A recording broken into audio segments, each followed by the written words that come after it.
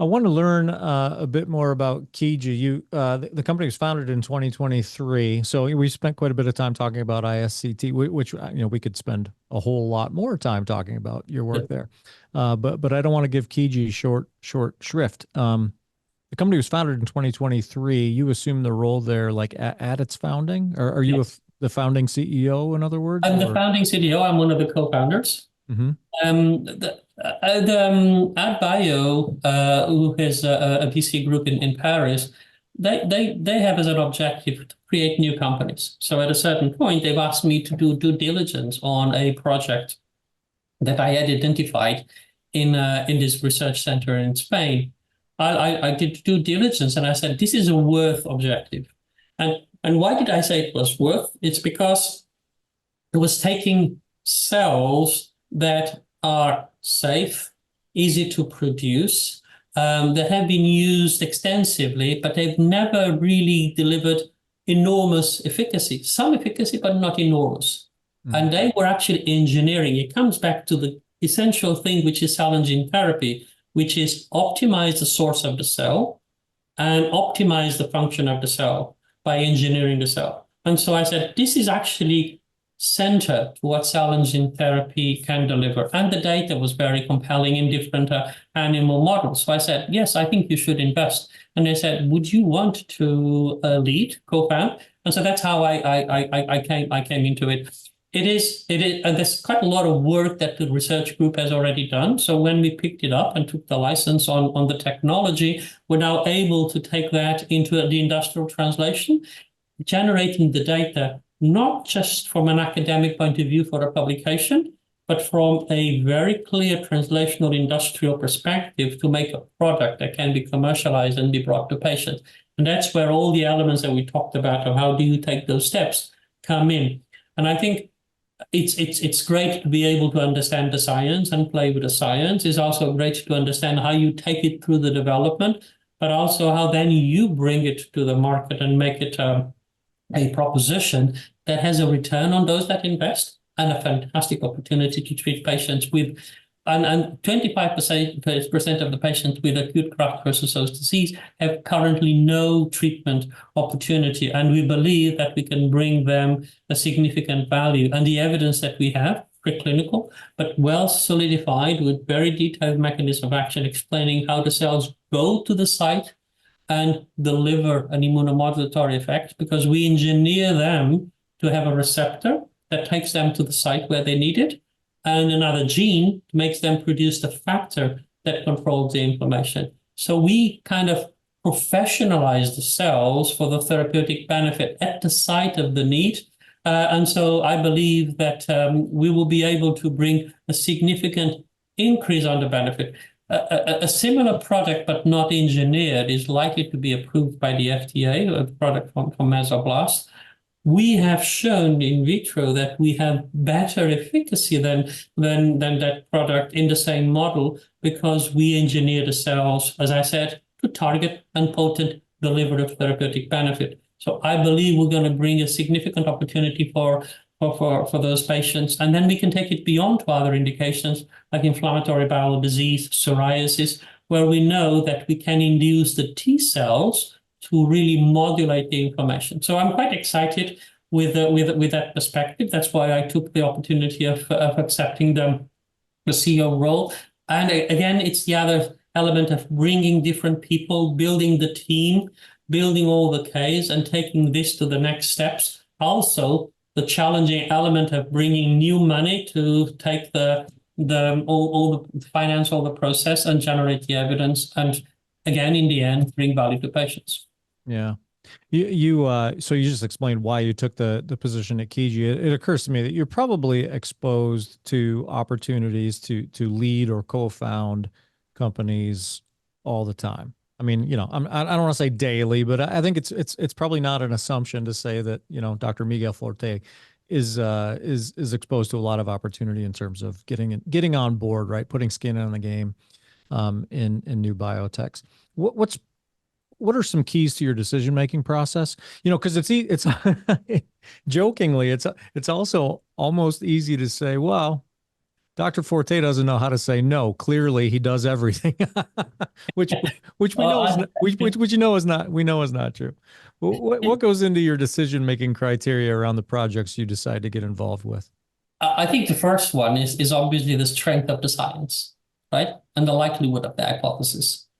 Yeah, as you were talking, I remember probably the last 3 or 4 discussions that I had, and there were two that I said, "No, I don't think this is differentiated enough or interesting." And there was another one recently that I was approached, and I think yes, this is interesting.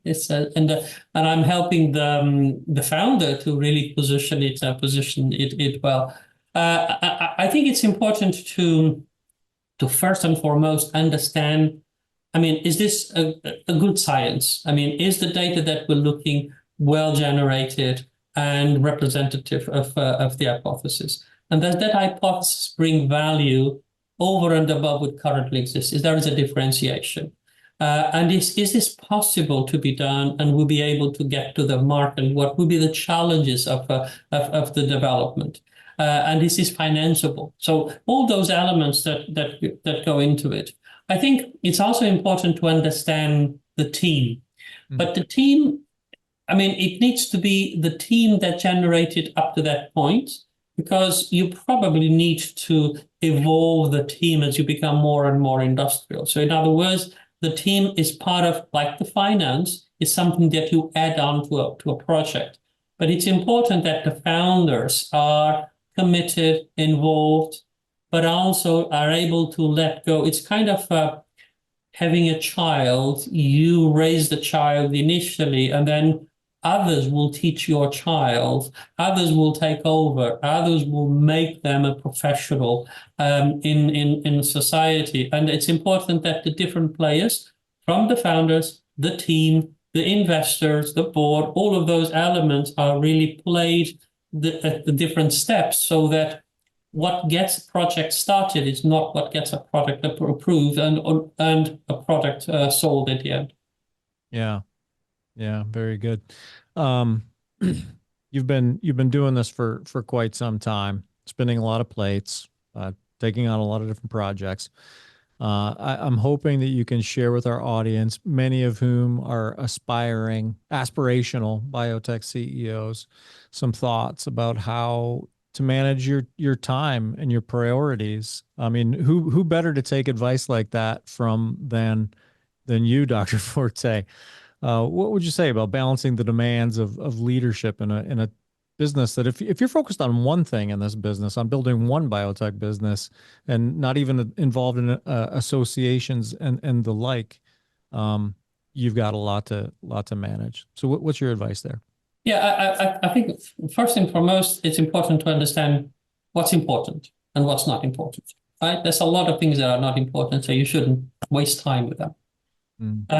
Second is obviously you need to have a bit of foresight and saying, okay, this is going to become relevant. How do I manage? I think probably the biggest challenge of having different projects is each one has got his own rhythm and his own agenda, and balancing them. It's the challenge. So you need to say, well, this I cannot miss, this I can miss, this and balance the two. Second, it's important to have the right teams, the right people that will kind of extend what you're doing. And I think it's also important to balance between, I mean, the commitment that you have on executive roles, because you have an executive responsibility, or non-executive roles where you have an advisory responsibility. And it's a good blend of the two, and you shouldn't really have too much of what, at least too much of the executive, because then you'll start getting conflict on time. Of the non-executive, you may have more. But it's important to look at your panel of things to do and decide the ones that you cannot miss, and the ones that you may say, well, this is less important. Let's do it other way, or let's delegate that to someone else. Yeah. So speaking in terms of importance, I'd like you to tackle this next question from two perspectives, both perspectives of the ISCT and Kiji. I would ask you for perspectives on every single thing that you're presently involved with, but we'll focus on those two for now.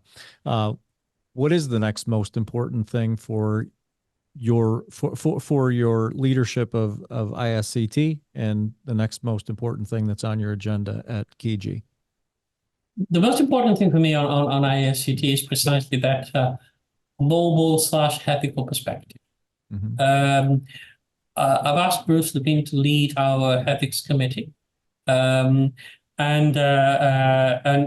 as you know, he was his past president. He's got a long history in multiple perspectives, and we've been doing quite a bit of journey together. So this perspective of ethical evidence generating, supporting the right development of the cell and gene therapy products is crucial from a global perspective. And I'm counting a lot on that committee and the leadership of Bruce there. And I will carry it from the wide organization and the wide stakeholders. So that is for me the perspective. I also would like to continue to foster the impact and the recognition about ISCT, because it feeds on what we can do. So that's my agenda there. For Kiji, I think the most important thing is to generate the initial clinical data that validates the hypothesis that I mentioned to you. I firmly believe in that hypothesis. I do believe that the value is there, but the proof is in the eating, and if we need to have the evidence that says, yes, you validated it, you're able to take to the next steps. And we're working hard on being able to get into the clinic by middle of next year. Well, good luck. That's excellent news. I wish you the best on that. Now the final question is what's the next most important thing for you personally? What's next for Dr. Forte? I think the most important thing to say no more, to turn more offers down. It's to bring what I've done and the experiences, and I think that the passion and excitement that I have to others. I mean, I mentioned to you that we have at ISCT this young professionals. Mm-hmm. I have a couple of young members on my team that I want to foster and the growth, and the boards that I'm in, they have either management or the CEO where you could impact. So I think it'll be great to feel that the effort, the passion, the time that I've involved can be beneficial to someone else to carry on and take that experience. So I would see myself more and more on advisory, people growth roles relating to boards and other companies, together with the roles that I have at ISCT and the Alliance for Regenerative Medicine that we didn't talk much, but I also part of the board of directors and the executive committee. And so really bring all that experience and contribute. It's the people I do the things with, the people I do the things for, and the things themselves that get me excited and passionate about the time commitment that I devote to all of this. And it's a considerable time commitment. I mean, you're planting seeds everywhere, sowing a whole lot of seeds everywhere, and it's inspirational. Like I said from the outset, I was kidding about making people feel bad about how lazy they were born. It's absolutely inspirational, and I think you've given some great advice. Before I let you go, though, you just brought up ARM, and it was rolling around in the back of my head. For those who are not as intimately familiar with the industry associations in the cell and gene therapy space, can you sort of compare and contrast ISCT and ARM and your work with each of those, how they differ, and perhaps how they overlap and unite? We have programs together, and I foster a lot of those programs. Mm-hmm. I think it's because they have a slightly different perspective. One comes from academia and brings industry in. The other one is primarily industry. Both of them are setting guidance, but they come from a slightly different angle.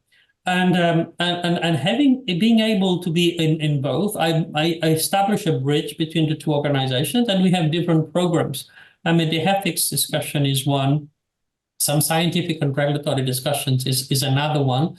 And so that is an opportunity. But in the principle, one is more academic focus. That's how it started.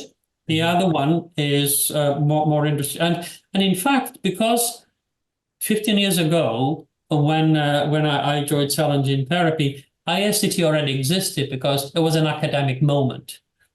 ARM was created afterwards, and I was somehow part of that creation at the time, and then on and off on it, because the industry started to emerge. And so there is a need for a kind of corporate organization for industry that represents and lobbies. And ARM has got a perspective of direct lobbying, while ISCT is a perspective of guidance and education. But they complement very well each other. And the agenda in the end is the same, which is provide adequate development of products that will bring benefit to patients, but playing different tunes to the same objective.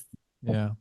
Well, your leadership in both associations is certainly appreciated. I've enjoyed this conversation. I'm honored to have you on the show. First of all, thank you very much for spending time with me. I've really enjoyed the conversation. You're a lot of fun to talk to. I'd like to have you back sometime. Absolutely, Matt. It was a pleasure. It was a pleasure. I mean, as I said, I'm passionate about this, so I like what I do. I also like to talk about what I do. So thank you for giving me that opportunity. Yeah. Well, your work is selfless, though. It's easy to make assumptions when you look at people who are as accomplished as you are, right? Like make assumptions about, well, that guy, he just pursues everything because of his ego. That's not the case with Dr. Forte. Like it's clear that your work is selfless and that you're paying back what you've earned, right? Like in the development of the industry and individual people within the industry. And I just really like and respect that about you. So keep up the great work. Thank you for the work that you do. Yeah.